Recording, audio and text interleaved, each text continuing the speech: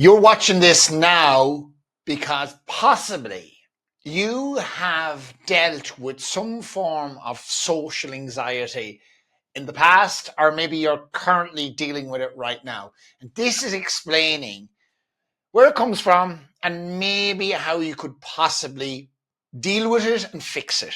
So let's get into the swing of things. All right. So first of all, thank you very much for taking the time to watch this video. It takes courage to admit to these things, especially being a man, because this is something that isn't really spoke about.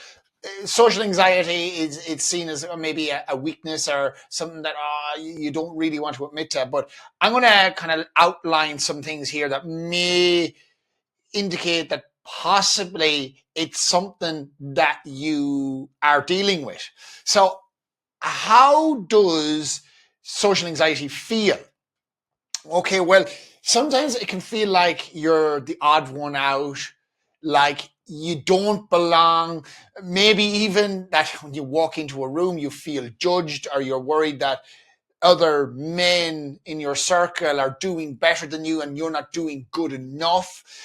And in certain extreme cases, it can almost feel like the physical feeling can feel like you're almost going to explode. You get hot flushes, your palms get sweaty, you fear what's going to be asked of you. And a lot of times, you sometimes, before you go into situations, you're rehearsing what you might say, or you're trying to preempt what might be said to you so you can give a more appropriate answer. Or else, are you the type of person, no matter what someone says, you're always laughing, it'll be grand, yeah. Like, they're all signs that maybe you're someone that is anxious in a situation. And let me point out certain triggers or certain situations that you might be in that maybe make you feel this way. The most common situations that a lot of us end up in is these, toolbox meetings, on a building site, whether you're there as one of the lads, or maybe you're the lad giving the instructions to everyone else. This is what needs to be done today. How does that make you feel? Are you okay with that, or do you fucking still shit yourself in those situations? Sometimes at weddings for a lot of lads are a real fucking trigger, because you're going along to a place where, yeah, you might know a handful of people, but there's a good chance sometimes, if you're going to your partner's friend's wedding, that you're not going to know many fuckers at all. And do you end up getting fucking demented drunk because it's your best way to deal with that situation?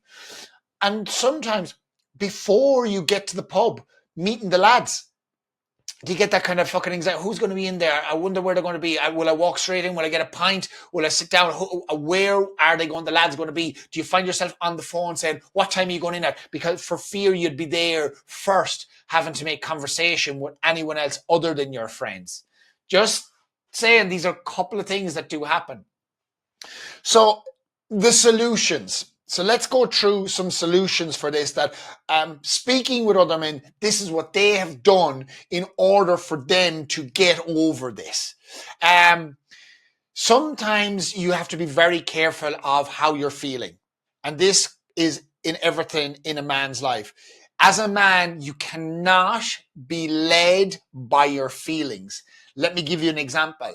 Fuck it, I'm tired today. I don't feel like going to the gym. How often, when you don't feel like going to the gym, if you don't go to the gym, do you think you'll actually get to the gym? It'll never fucking happen. As a man in this world, if you're led by the way you feel, you're going to make shitty decisions. Feelings are something that women use to lead them, but we are not them. We are men. We have to lead with logic. Okay, so you have to think about the situation.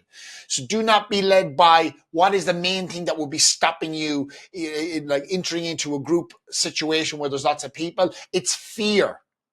Okay, you're afraid of something. You're afraid of being embarrassed. You're afraid of being rejected. You're afraid of being ridiculed. You're afraid of not being enough. So it's you understanding that this is a fear that comes from somewhere. Maybe something's happened in your past, but it's about going, right, well, that was then. This is now. This situation I'm going into. There's nothing actually to be afraid of. So do not be led by your feelings when it comes to tackling situations. Because if you feel anxious or worried, then you will not participate in the things that you need to participate in. Gently exposing yourself to situations is probably one of the best ways to get over them. If you are afraid of spiders, arachnophobic, what did they say? Well, gentle exposure to a spider over time, you'll get used to them. I live in fucking Australia. I have hated spiders for years. Now, not so bad. Like, I still don't like the bastards, but they're not so bad. Talk with more people. On your daily pursuits around town or into supermarkets or wherever, make eye contact with someone else and say hello or give a nod. If they don't respond back, understand that they're probably just as nervous and anxious about social interactions as you are. And that's fine. By not getting a response doesn't mean you've done anything wrong. If you do this enough, you will get more positive response and be that positive influence in someone's life that you meet on a particular day.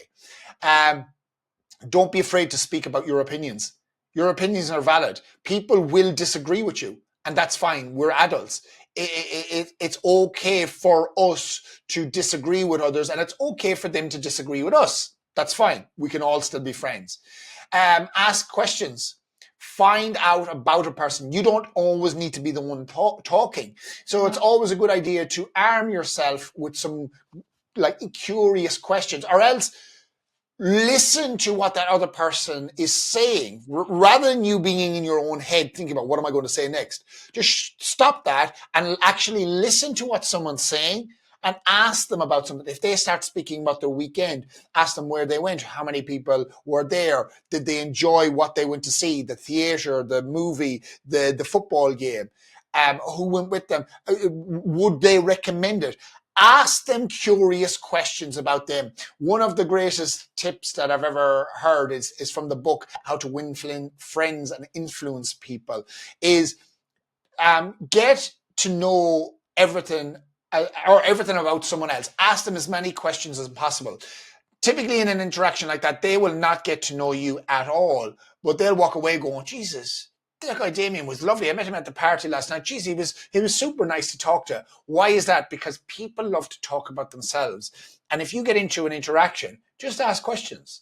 Oh, really? Like, that's your job. How did you get into that? What made you do that? I'm curious, how long are you doing it for? Oh, you went there on holidays. Oh, why there? Would you recommend it? Is it cheap? Just ask more questions and get used to that. Find out about people. Okay? Got off on a bit of a tangent there, excuse me. Okay. You need to face your demons. All right. So what I spoke about earlier is, if you get social anxiety, you've had an experience in the past where you've been maybe bullied, rejected, ridiculed, made fun of, put in a situation where you didn't have control. And because you didn't have control, you hated it. It made you feel in a certain way, and you would avoid those situations now moving forward. The only way to conquer that is put yourself in the face of it on a regular basis. So that feeling of rejection, or best not to worry about the feeling of rejection, but to expect rejection. For example, the big one for guys is asking a girl out. Most guys won't even do it nowadays because of social media. They're just buried on their phones all the time. They don't know how to interact with the world. And it's a buyer's market out there at the moment. If you are that guy that sees a girl in a coffee shop that you like the look of and you just say hello, most other guys aren't doing that right now. So if you're that guy, you're going to stand out by a mile straight away. And if you are interested, it's okay to ask someone out. It's something that you could easily say is, hey, how are you? Just noticed you from across the room. And before I go any further, just wondering, do you have a boyfriend? And if they say yes, no worries, happy days, lovely to meet you, he's a lucky man. And you fuck off, grand. If not, oh, awesome. I would love to get your number and take you out sometime. Would that be okay? So it's simple stuff that we don't do often enough that will allow us to get over those demons. And as for a man, it's not feeling good enough, worry of being rejected, not feeling like you're good enough to be in a situation, embarrassment. All of these feelings are the things that pop up that pause us from doing anything. Okay. And the next one is understand that you, my friend, are not an island.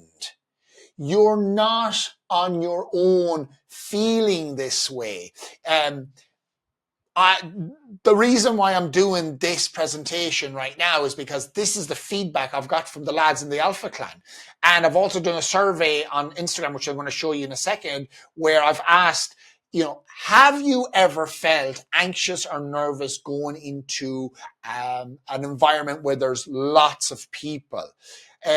Because this is the response is, out of the 35 lads that responded to that survey I put up on Instagram, 92% of them said, yes, I have. I felt fucking nervous. I felt anxious. I felt shit. So understand, you are not an island. You're on the island with the rest of us. We have all felt the same, and including myself. For me right now, I walk into every situation with zero expectation.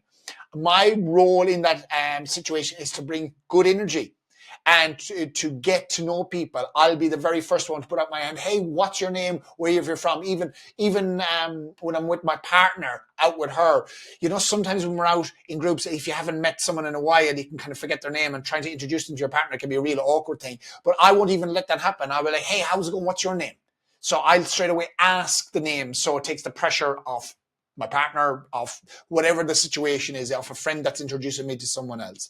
So that's the most important thing, to understand that you, my friend, are not an island. There's a lot of men out there that feel exactly the same as you. So next time you go into a situation, go, these fellas here are feeling the exact same as me, so there's nothing I need to worry about. We're all anxious. And you can tell someone's super anxious because they kind of waffle. They just shit talk, blah, blah, blah, blah, blah, and they kind of run out of steam, and maybe they start sweating, and, they laugh at jokes that aren't even funny. You do that.